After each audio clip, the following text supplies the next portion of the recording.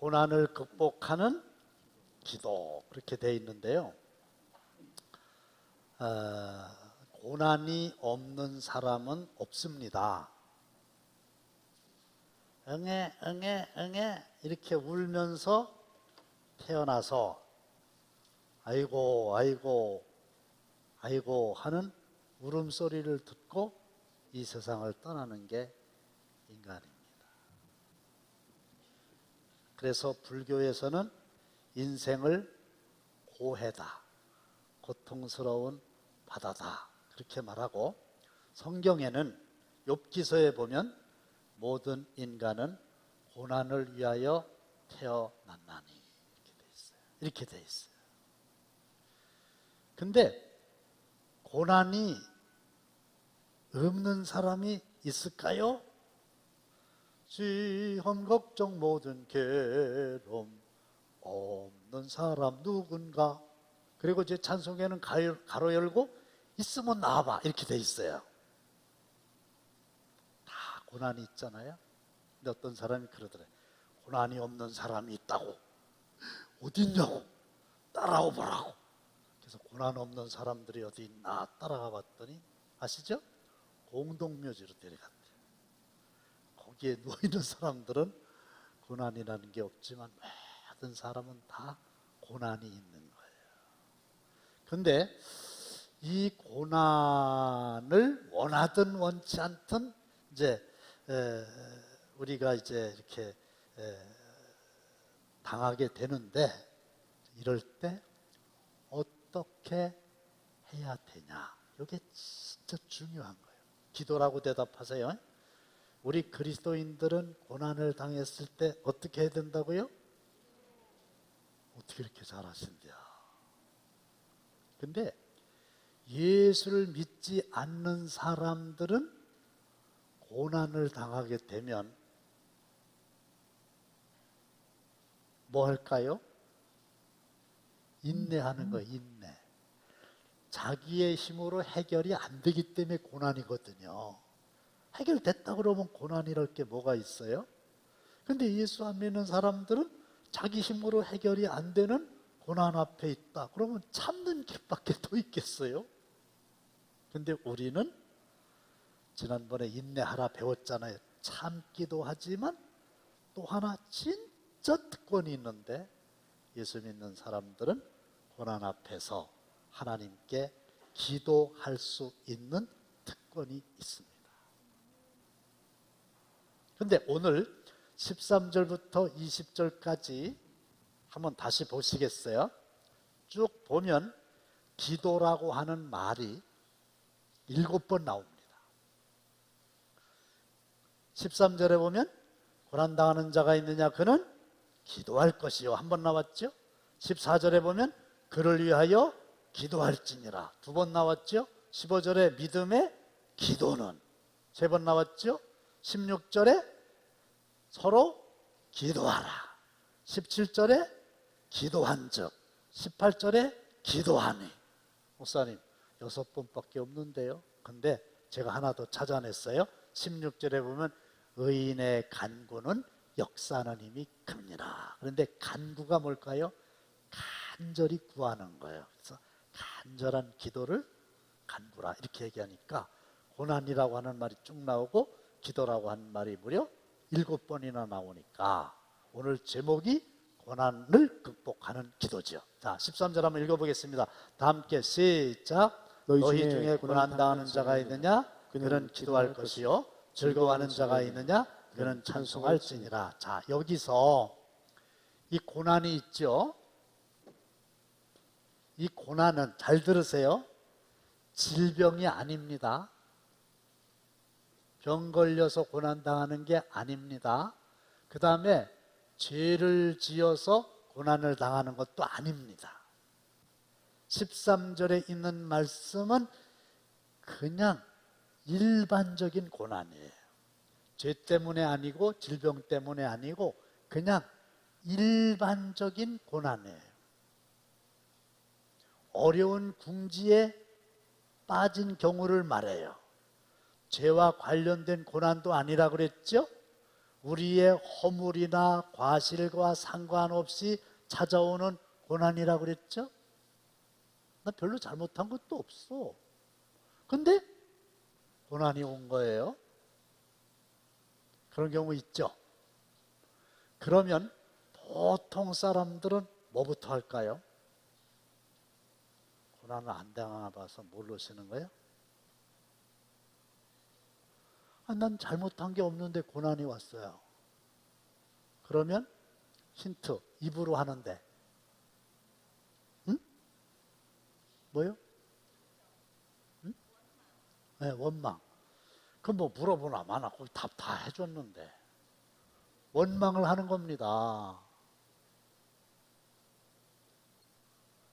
아니 나는 잘못이 없는데 고난이 왔어요. 그럼 당연히 원망하지. 근데 그것도 모르는 사람 원망할 리가 없지요. 가까이 있는 잘 아는 사람을 이제 원망을 하게 됩니다. 그런데 우리는 원망하지 말고 눈치로라도 뭘 해야 된다? 기도해야 된다. 그겁니다. 이런 얘기하면 좀 그런데요. 그 암에 걸리신 분들이 우리 교회에 많으시잖아요. 여기도 항암하시고 이런 분들이 계실 수 있어요. 근데 사람이 암에 걸리면 4가지의 반응을 차례로 한다는 건데 처음에 병원에 갔더니 암입니다. 이러는 거예요. 그러면 제일 먼저 반응이 인정을 안 하는 거예요.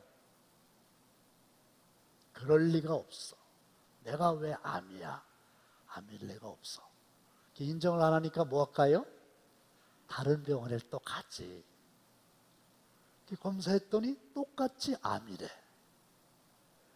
이래도 믿어지지가 않고 믿고 싶지가 않으니까 또 병원에 가. 거기서도 암입니다. 그러면 확실해진 거예요. 처음에는 인정을 안 하는데 2군데, 3군데 가서 동일한 결과가 나오게 되면 인정을 하죠.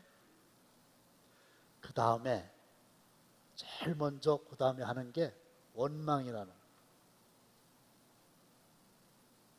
내가 뭘 잘못했는데 이런 고난을 주십니까? 누구에게 원망하는 거예요? 심지어 하나님께도 원망하는 거예요. 그리고 남편이 속식여서 그래야 저놈의 새끼가 속식이더니 내가 암에 걸렸나 봐. 이렇게 이제 원망을 한다는 거죠. 근데 계속 원망만 할 수 없잖아요. 이제 정신을 차리는 거죠. 그리고 이제 타협을 하는 거예요. 누구하고? 생명의 근원이 되시는 하나님하고 타협을 하는 거예요. 하나님. 인정하는 거죠. 이제 원망이 타협으로 바뀌는 거죠. 저 살려주세요. 저 고쳐주세요. 그러면 남은 생애는 정말 하나님만을 위해서 살겠습니다. 어떤 사람은 재산의 절반이라도 잘라서 하나님께 드리겠습니다. 살려주세요. 근데 살아날 수도 있고 그렇지 못할 수도 있잖아요. 마지막 가면은 수용을 하는 거예요. 받아들이는. 내가 캔서에 걸려가지고 이 세상을 떠나는구나. 받아들이고 준비를 해요. 며칠 전에 돌아가신 우리 권사님은 제가 갔더니 본인 걱정 안 하고 목사님 제가 건강할 때 기도 더 많이 못해드려서 죄송하다고 가는 걸로 알고 계시고 목사님 저를 위해서 꼭 기도해 주세요. 여기가 이제 살든지 죽든지 뜻대로 하소서 이렇게 되는데 대부분의 사람들이 중한 병에서 기적적으로 고침을 받았다 하는 경우가 여기라고 하는 사실을 내가 간증을 통해서 들은 결론이에요. 여러 사람이 하나님 부르시면 가겠습니다. 하나님의 뜻이면 살려주시고 살든지 죽든지 뜻대로 하세요. 이렇게 마음을 다 비웠을 때에 의외로 인간의 마지막에 두 손 번쩍 들고 나는 아무것도 할 수 없습니다. 당신에게 맡깁니다 하는 인간의 마지막에 하나님의 역사는 시작됨을 믿으시면 크게 아멘 하시기 바랍니다. 근데 예수 안 믿는 사람들은 100% 원망하지요. 잘못이 없는데 나한테 왜 이런 어려움이 옵니까? 근데 우리는 원망 대신 뭐 해야 된다고? 기도해야 된다. 그래서 이렇게 나와 있잖아요. 고난당하는 자가 있느냐? 그 고난은 일반적인 고난이라 그랬어요. 저는 기도할 것이요 그랬어요. 그런데 여러분, 고난 앞에 우리가 기도할 때에 하나님이 응답을 해주시는데 이걸 잘 알으셔야 돼요. 두 가지 방법으로 응답해 주십니다. 하나는 난처한 상황을 제거해 주시는 거예요. 고난이 있단 말이에요. 이게 고난이에요. 이게 고난. 내 앞에 고난이 있어요. 그 고난 앞에서 기도했더니 하나님이 고난을 해결해 주셨어요. 기도 응답이죠. 이거 여러분들 좋아하시죠? 선호하죠? 이거 응답이요.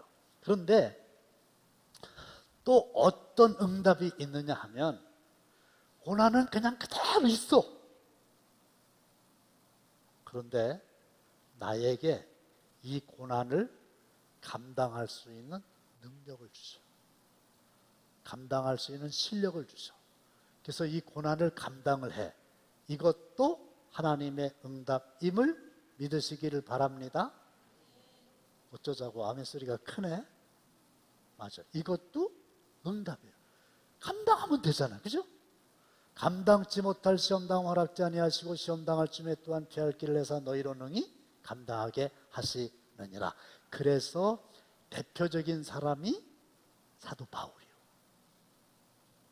사도 바울이 얼마나 대단한 사람이었습니까? 그런데 눈이 안 좋았다는 거 아니에요. 그래서 하나님께 가시를 제거해 달라고 기도했어. 그랬더니 응답을 받았어. 뭐라고 응답 받았어요? 눈을 고쳐주신 게 아니라 내 은혜가 내게 족하다. 자고하지 않게 하려고, 교만하지 않게 하려고 하나님께서 평생 고쳐주지 않으셨어요.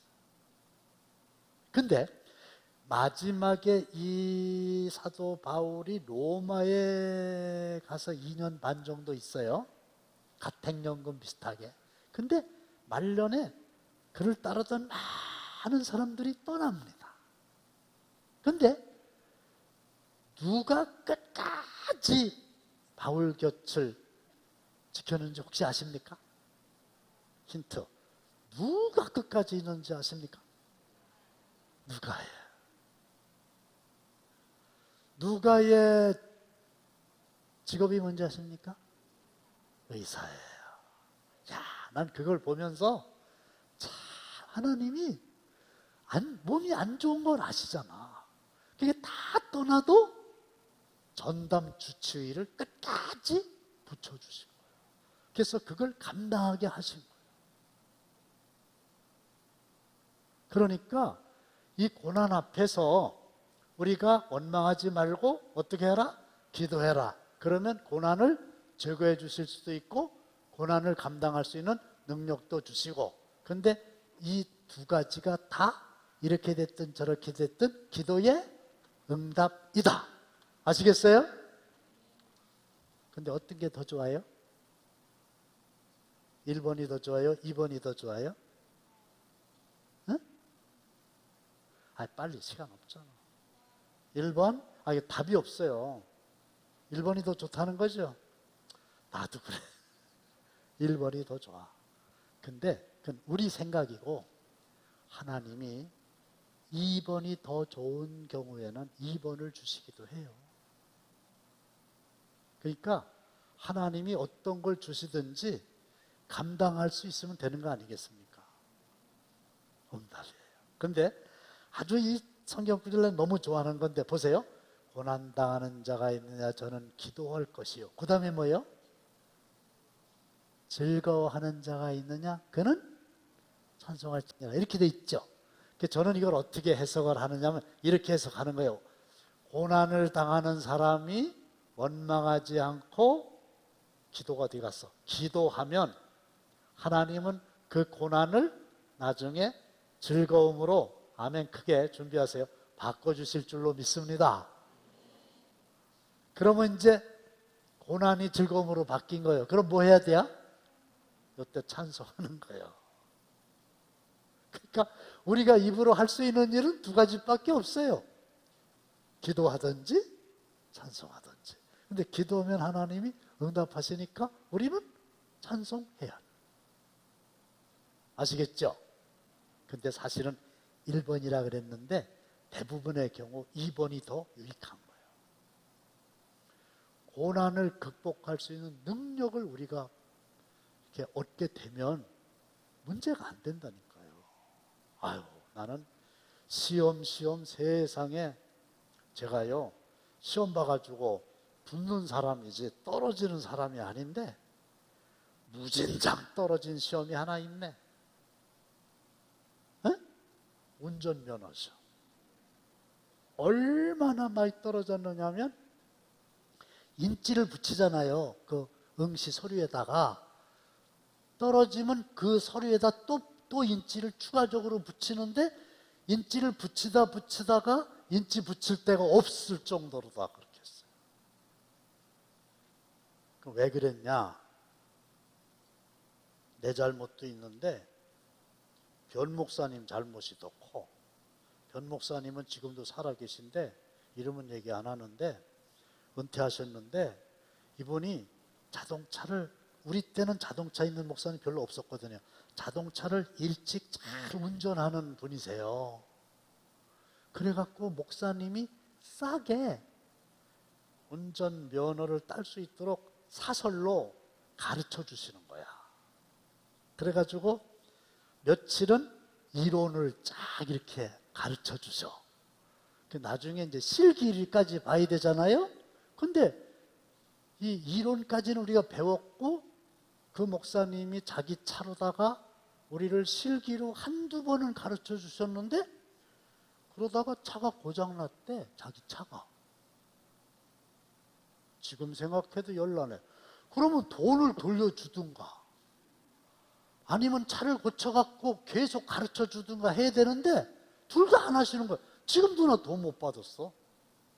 돈을 드렸는데 그냥 돌려주지 않고 자기 차 고장났다고 땡이요.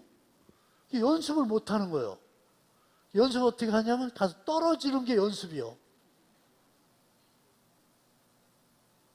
그랬는데 지금은 운전할 수 있는 실력이 생겼기 때문에 그거는 문제가 안 돼요. 그러니까 고생은 사서도 한다는 말 있잖아요. 젊어서 고생은 사서도 한다고 그랬잖아요. 그 맞는 얘기예요. 워낙 젊었을 때 고생을 세게 해갖고 이겨버리면은 그 다음에는 웬만한 고생은 고생으로 여겨지지도 않아. 그렇죠? 실력이 고난 앞에서 견디고 극복할 수 있는 실력이 생기는 거예요. 그러니까 시원찮은 사람은 첫 번째로 해줘. 고난을 제거해 주셔. 크게 쓰려고 그러면 그 사람을 두 번째로 해주시는데 1번으로 해주시든지 2번으로 해주시든지 일반적인 고난을 당할 때 기도해서 응답받아서 즐거운 일 있을 때 찬송하는 여러분들 되시기를 주의 이름으로 축원합니다. 두 번째는 병자를 위한 기도예요. 병자. 환우라 그러지. 환우가 더 좋으네. 병든 사람을 위한 거예요. 내가 병이 들었을 수도 있고 주위에 있는 사람이 병이 들었을 수도 있는데 여러분, 요 14절로 18절에 있는 말씀은 죄 때문에 병든 사람을 가리키는 거예요. 여러분들 잘 들으세요. 오해하지 마세요. 병은 어디서 왔다? 죄에서 왔어요. 사망은 어디서 왔다? 죄에서 왔어요. 그래서 에덴 동산에서 아담과 하와가 범죄했을 때에 하나님이 두루도는 화영검으로 생명나무에 가까이 가지 못하도록 막으셨거든요. 그리고 신낙원, 낙원에서 쫓겨난 거예요. 그래서 죽음이 온 거예요.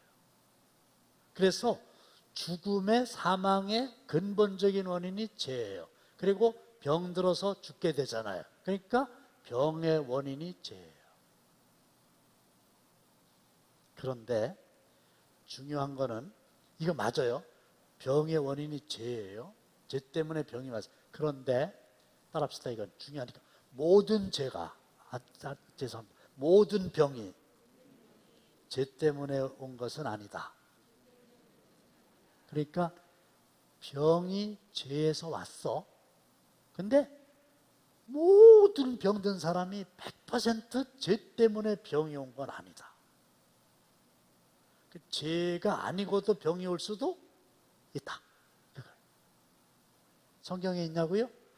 물론 성경에 있는 말씀이니까 제가 말씀드리는 거죠. 자, 맹인 요한복음 9장 1절로 3절 목사님 읽어주세요. 다 같이 시작. 예수께서 길을 가실 때 날때부터 맹인된 사람을 보신지라. 제자들이 물어 이르되 라비여, 이 사람이 맹인으로 난 것이 누구의 죄로 인함이니까? 자기니까 그의 부모니까? 예수께서 대답하시되 이 사람이나 그 부모의 죄로 인한 것이 아니라 그에게서 하나님이 하시는 일을 나타내고자 하심이라. 네, 그러니까 자기 죄 때문에 맹인이 된 겁니까? 부모의 죄 때문에 맹인이 된 겁니까? 죄 때문에 병이 왔다고 생각하고 물었더니 예수님의 대답은 이것도 아니고 저것도 아니다. 왜 병이 왔냐? 하나님이 하시는 일을 나타내고자 하심이라. 할렐루야. 그러니까 여러분들이 병든 사람한테 신방 가가지고 아이고 죄를 졌으니까 이런 병이 왔지, 이렇게 함부로 하시면 안 돼요. 요백에 세 친구가 와가지고 한 거하고 똑같은 거예요. 지금 병하고 싸우느라고 그러잖아도 마음이 어려운데 와가지고 회개하라고 뭐 그런 사람 있지. 죄 때문에 온 거라면 성령께서 깨닫게 해주셔요. 내가 내 입으로 가서 그 얘기할 건 없어. 또 다 그런 것도 아니니까. 두 번째, 나사로가 살아났잖아요. 그렇죠? 그 경우는 또 요한복음 11장 39절 40 시작. 예수께서 이르시되 돌을 옮겨 넣으라 하시니 그 죽은 자의 누이 마르다가 이르되 주여, 죽은 지가 나흘이 되었음에 벌써 냄새가 나이다. 예수께서 이르시되 내 말이 내가 믿으면 하나님의 영광을 보리라 하지 아니하였느냐 하시니. 그러니까 죽은 나사로가 살아났다네. 그래서 나사로는 병에 걸린 정도가 아니라 아예 죽어버렸어. 근데 예수님이 다시 살리셨죠. 그러면 왜 나사로는 죽었을까요? 죄 때문에 아닙니다. 하나님께 영광을 돌려. 아니, 나사로가 죽었으니까 그 다음에 예수님이 다시 살리셨지, 죽지 않았더라면 다시 살리실 수가 없잖아요. 그러니까 예수님이 죽은 사람을 다시 살리실 권세가 있다는 것을 알게 하려고 나사로가 죽었던 거예요. 그리고 살린 거예요. 그렇죠? 그 다음에 중풍병자가 나와요.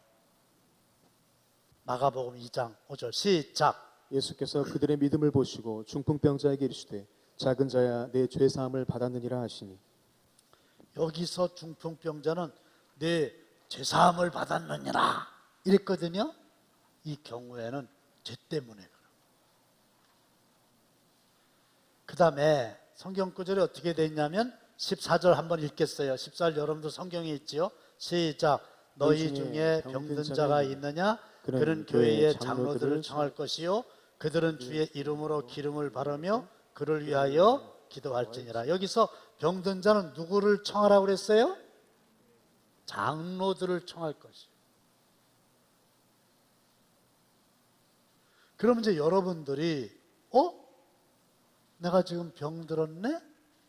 그럼 장로님들을 어떤 김 장로님, 박 장로님, 홍 장로님 누구를 해야 되나? 이렇게 해석할 수 있잖아요. 그런데 이 신약 시대에 신약 성경이 쓰여진 이 시대가 예수님 승천하시고 약 1세기 정도, 100년 정도 지냈는데 요 때의 장로는 지금의 감리교회 장로님하고 달라요. 엘더라 그러죠, 엘더. E-L-T-E-R. 장로, 목사, 감독, 이게 원어가 똑같아요. 아셨어요?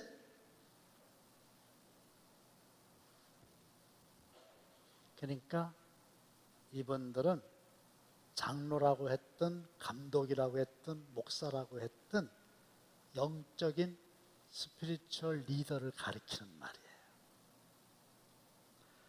목사님은 아니고 전도사님은 아니고 장로님이다, 그런 뜻이 아니라는 거예요. 교회의 영적인 지도자들을 가리키는 말이에요. 아셨죠? 뭐 이거보다 더 확실하게 어떻게 알려드려?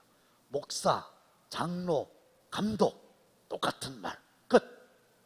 그들을 청할 것이요. 그들은 어떻게 하라 그랬어요? 기름을 바르며 위하여 기도할지니라 이랬잖아요. 그래가지고 어떤 목사님은 진짜 요만한 기름통을 하나 가지고 여기다가 어떤 기름을 이게 넣어가지고 요 기름을 가지고 가서 아픈 데다가 기름을 이렇게 바르면서 기도해 주시는 목사님이 계세요.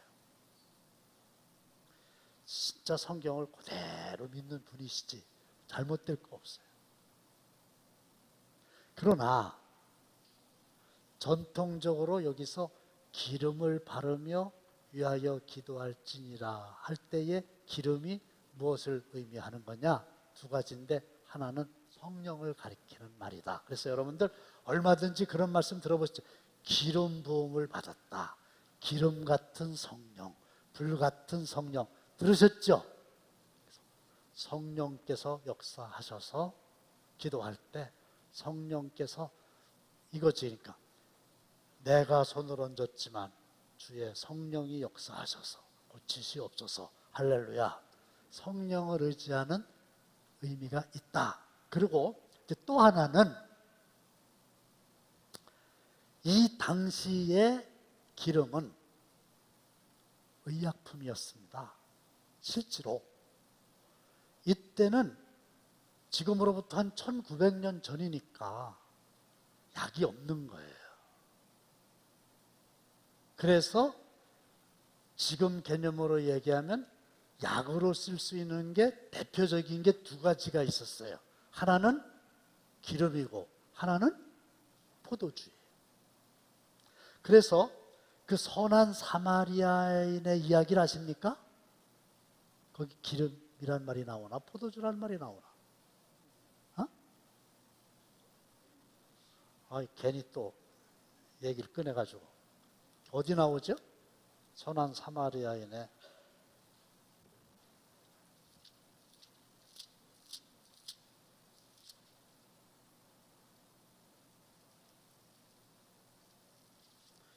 큰일 났네. 이거 얼른 부목사님들이 알려줘야 되는데.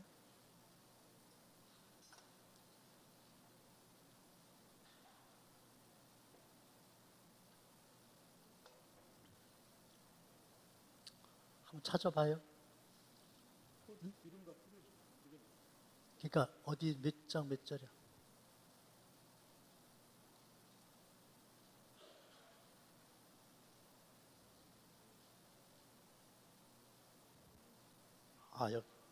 여기 있다, 여기 있다. 누가복음 10장, 그죠? 10장. 어디 있어? 25, 30, 25, 30. 아니, 그러니까 몇 절? 25. 아니, 25절이 안 나오잖아. 그렇지. 가까이 가서 기름과 포도주를 그 상처에 붓고 싸매고, 여기 기름과 포도주를 상처에 붓고 이렇게 나와 있잖아. 그죠? 요 기름이 의약품이라. 기름을 상처에 붓는다고 나와 있잖아. 근데 포도주는 여기 누가복음에도 나와 있지만은 디모데전서 5장 23절도 나와 있어요. 다 함께 시작. 이제부터는 물만 마시지 말고 내 위장과 자주 나는 병을 위하여는 포도주를 조금씩 쓰라. 아셨죠? 이 바울이 사랑하는 믿음의 아들 디모데에게 편지를 쓰면서 위장이 별로 안 좋았다는 거예요. 그러니까 위장과 자주 나는 병을 위하여는 포도주를 조금씩 쓰라. 그래서 이 포도주가 특별히 그 적포도주, 그거는 아주 세계가 공인한 아주 몸에 좋은 겁니다. 건강을 위해서 포도주, 주무실 때 적포도주는 그건 뭐 괜찮죠. 근데 제가 여기서 여러분들한테 분명하게 좀 말씀드릴 수 있는 게 있는데, 하나님은 우리의 병을 고쳐주시는 의사십니다. 믿으면 아멘. 그래서 기도하면 믿음의 기도는 병든 자를 구원하리니. 그래서 믿음으로 기도하면 하나님이 얼마든지 성경에도 사람들을 고쳐주셨고, 우리가 살고 있는 이 땅 위에도, 우리 주위에도, 나의 경우에도 하나님이 고쳐주시죠. 기도하면. 저는 편도가 약해요. 그래가지고 겨울만 되면 여기가 부어요. 편도가. 이 안에 여기가 이렇게 해가지고, 대전에 있을 때 그때는 이제 20대 후반 30대 요때인데 이비인후과에 굉장히 많이 다녔어요. 툭 하면 여기가 이렇게 부어. 여기 보면 몸도 다 아프잖아요. 그랬더니 하루는 의사가, 목사님 절개하는 수술을 합시다. 편도를 절개하는 수술을 합시다. 그러는 거예요. 왜냐하면 편도가 없어도 지장이 없대. 나중에 알아보니까 성악과는 못 된다고 그러대요. 근데 뭐 난 성악과는 아니니까. 근데 어쨌든 수술하는 게 싫어가지고 그때 하나님 수술 안 합니다. 무서워서. 고쳐주세요. 근데 어쨌든 지금까지 좀 약한 건 사실이지만 하나님이 발병하지 않게. 제가 이 폴라티 같은 거 잘 입어. 요새도 이렇게 입고 다니고 싶은 거예요. 그러나 발병하지 않고. 그 이후에 내가 이비인후과 간 일은 없어요. 그래서 믿음의 기도는 병든 자를 고쳐주세요. 그런데 한번 여쭤볼게요. 병원에 가는 거는 믿음의 사람이 해도 돼요? 하면 안 돼요? 응? 된단 말이에요. 기름을 바르며 이게 약을 써라. 그리고 예수님이 결정적으로 이런 말씀을 해주셨어요. 마태복음 9장 12절에 예수께서 들으시고 이르시되 건강한 자에게는 의사가 쓸데없고 병든 자에게라야 쓸데있느니라. 그러니까 예수님 뭐라고 말씀하셨냐면 병든 자에겐 누가 필요하다? 의사가 필요하다. 그 의사한테 가면 수술도 하고 주사도 맞고 약도 먹고 그렇잖아요. 근데 이런 분들이 계셔. 어이구, 예수 믿는 사람이 무슨 병원을 가? 엄청 믿음 좋죠? 그 사람 폄하해서는 안 돼요. 자기 믿음이 난 믿음으로 고치는 사람이야. 기도로 고치는 사람. 병원에 안 가. 그 사람 폄하하지 마세요. 본인 믿음이 그렇다는 그런 거고 하나님이 고쳐주시고 인정해야 돼요. 근데 본인이 그렇다 하더라도 딴 사람 보고 해가 믿음 없이 병원을 다니고 그래? 이거는 성경을 모르는 사람이에요.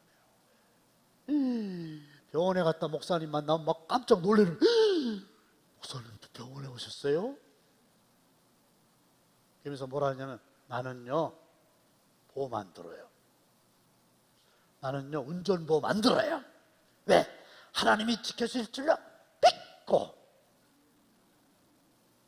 나 실비보험 안 들어요. 하나님이 병들지 않게 해주실 줄로 믿고. 그렇게 할 사람은 그렇게 하세요. 그러나 그 보험 들은 사람을 믿음이 없는 사람이라고 매도하진 마세요. 그거는 믿음이 없는 게 아니라 삶의 지혜예요.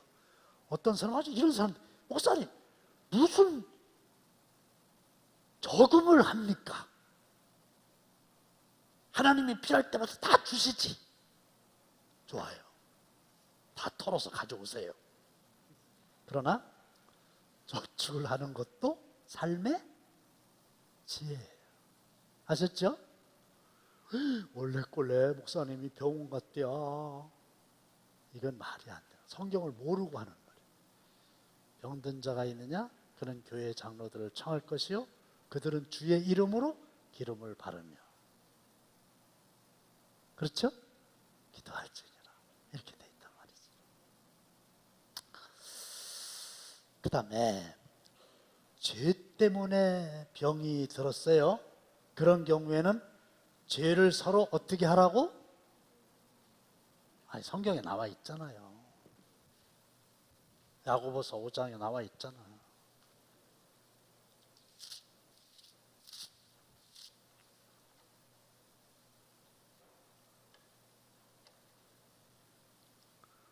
(16절에) 보면 너희 죄를 서로 고백하며 병이 낫기를 위하여 서로 기도하라. 그래서 요 14절부터 18절까지는 병 때문에 죄송합니다. 죄 때문에 병이 온 사람의 경우라 그랬잖아요. 이런 사람은 죄를 고백해야 돼요. 근데 여기에 의하면 너희 죄를 서로 고백하며 이랬죠. 서로 고백한다는 얘기는 하나님 앞에 한다는 얘기예요? 사람한테 한다는 얘기예요? 사람한테. 사람한테 고백해 본 적 있어요? 아이고 나죠. PDTS라고 있어요. PDTS. 목회자 예수 제자 훈련 학교인데 6개월 동안 이제 그걸 제가 했는데 하루는 이걸 하는 거예요. 그래가지고 이제 그 팀이 있는데 목사님들이 다 PDTS니까 목사님들이 한 7, 8명 우리 그룹에 있어요. 다른 그룹도 있는데 하루는 우리 보고 이 성경 구절을 갖다 놓고 얘기하면서 그 여러 사람들이 있는 데서 성령께서 생각나게 해주시는 죄를 구하래.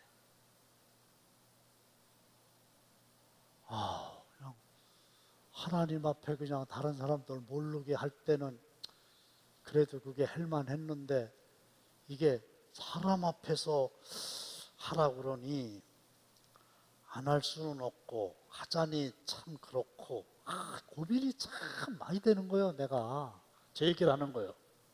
근데 점심 먹고 이제 어디로 모이라고 그래가지고 가기 싫은데 억지로 이제 갔어. 어떻게 하는 대로 해야지. 근데 할렐루야 목사님 한 분이 안 왔어.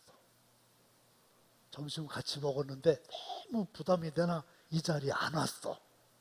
나는 억지로 그래도 갔는데 그게 왜 할렐루야냐? 그 목사님 잡아오라 그래서 내가 잡으러 온다 그랬어. 일단 나도 거기 있기가 너무 힘드니까. 근데 그 목사님 안 왔으니까 목사님 어디 있나가 잡아오래. 그래서 어디 있는지 모르지만 나도 일단 잡으러 간다고 그러고 나왔다.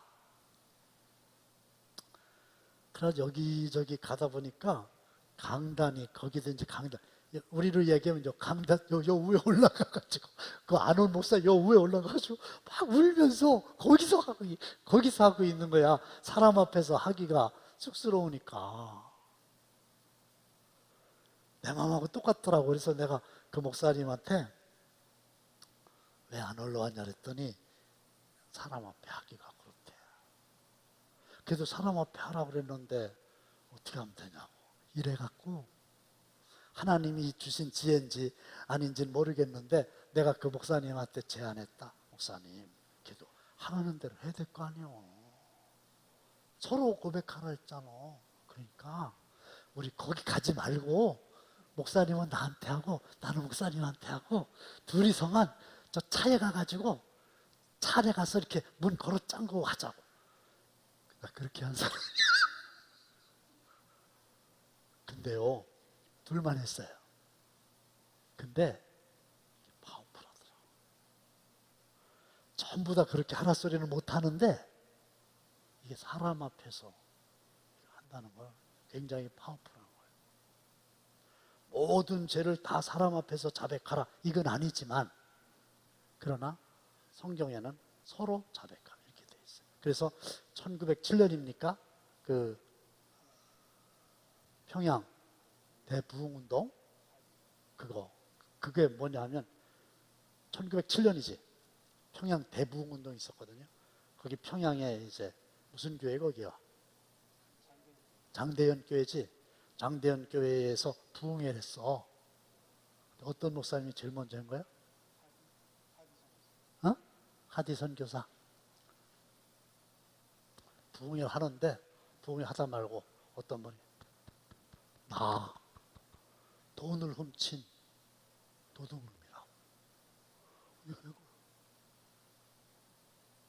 사람들 앞에서. 그 옆에 있는 사람이 나는 언제 간음을 했다. 사람들 나도 이런 죄를 졌다. 나도 죄를 졌다. 그 안에 있는 사람들이 전부 다 아주 진실하게 자기의 죄를 다 구한 거예요. 그게 바로 그 유명한 평양 대부운동의 시발점이었어요. 서로 자백. 그 다음에 병 낫기를 위해서 서로 기도하라.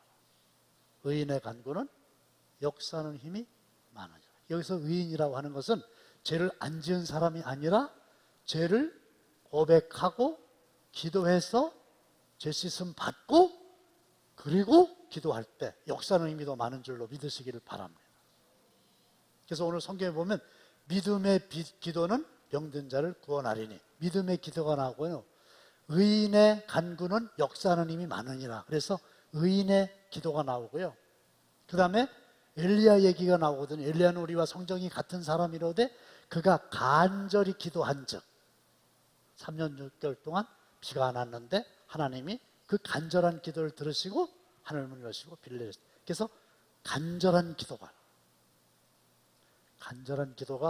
어떤 기도냐 그랬더니 간이 저리도록 진짜 간이 저리도록 하나님 앞에 드리는 기도가 간절한 기도다. 병 낫기를 위한 건 그렇게.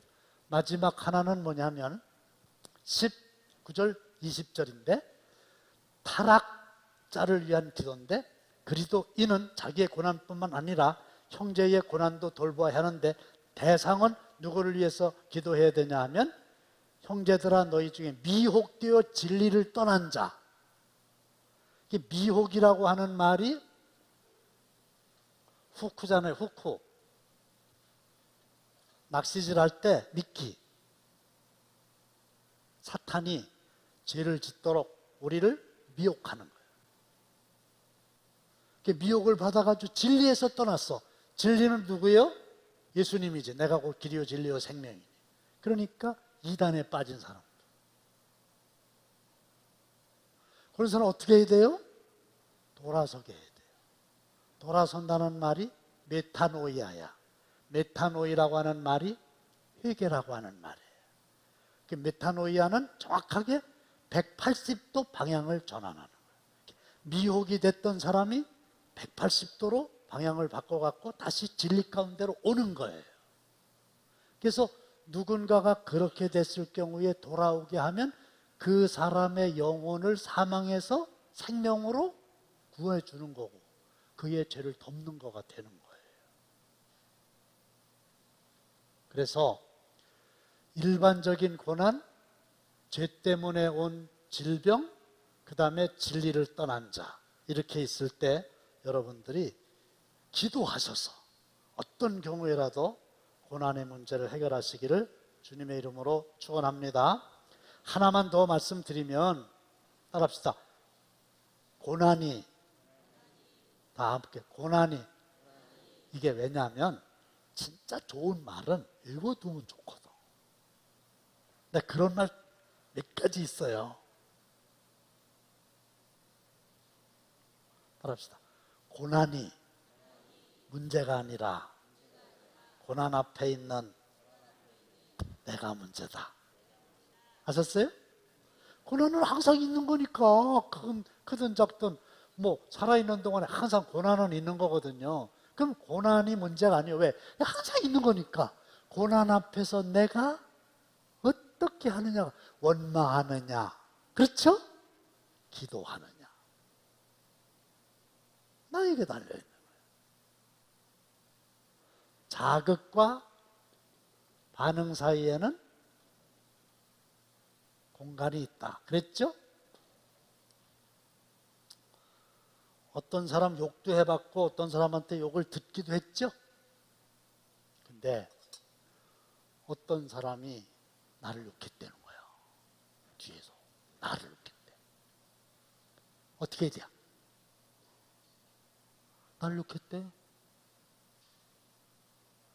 그러면 욕을 한 거는 자극이잖아요. 나를 자극했잖아요. 그 사람 나 욕했다는 거예요. 그러면 사람마다 달라요. 부르르 떨면서 이놈의 새끼 그냥 막 이럴 수도 있잖아요. 욕했다니까. 나도 욕하는 거지 뭐. 지가 욕하나 내가 욕하나. 근데 저는 누가 나 욕했다 그걸 나한테 이렇게 들려주면 나 이렇게 생각해. 진짜로. 따라합시다. 먹지 말자. 따라하시라니까. 먹지 말자. 욕을 했어. 그럼 나 욕을 안 먹어. 내 앞에서 한 것도 아니고 뒤에서 딴 사람한테 했대야. 절에 와서 안 먹으면 돼. 먹을 게 없어서 욕을 먹어. 근데 내가 권사님 댁에 갔어요. 권사님이 나보고 왜 목사님 신방 오셨습니까? 그래가지고 먹을 걸 차려주셨어? 예를 드는 거야. 내가 안 먹어. 그럼 어떻게 해야 돼? 그 먹을 거는 누가 어떻게 해야 될까? 누가 책임져야 돼요? 쉬운 게 어려운 게 아닌데. 그 차려놓은 음식은 누가 처리해야 돼요? 음식 차려놓은 사람이 알아서 해야 될 거 아니에요. 나를 먹으라고 차려놨는데 나 안 먹겠다니까? 그럼 차린 사람이 알아서 해야 될 거 아니에요? 그렇죠? 음식도 뭐 먹고 싶은 건 먹는 거고 안 먹고 싶은 건 안 먹지 뭐 준다고 다 먹나 그렇죠? 근데 욕을 나보고 먹으라고 차려놓은 거야. 나 안 먹어. 그럼 누가 처리해야 돼? 미안하지만 욕한 지가 알아서 해야 돼. 나는 관계없어. 나는 그거 갖고 흥분도 안 하고 속상하지도 않고 나는 안 먹어. 관여하지 않는. 그러면서 성령께서 나를 지배하신다 그러면 그 사람을 위해서 기도하면 되겠죠. 그렇죠? 그러니까 고난이 문제가 아니에요. 고난 앞에서 어떻게 하느냐가 문제인데 고난 앞에서 이런 고난이 됐든 저런 고난이 됐든 우리는 어떻게 된다? 기도해야 된다. 그럼 하나님이 이렇게 됐든 저렇게 됐든 응답하신다. 그래서 즐거운 일이 생긴다. 그럼 우리는 입으로 어떻게 된다? 기도하던 입으로 찬송하면 된다. 아멘.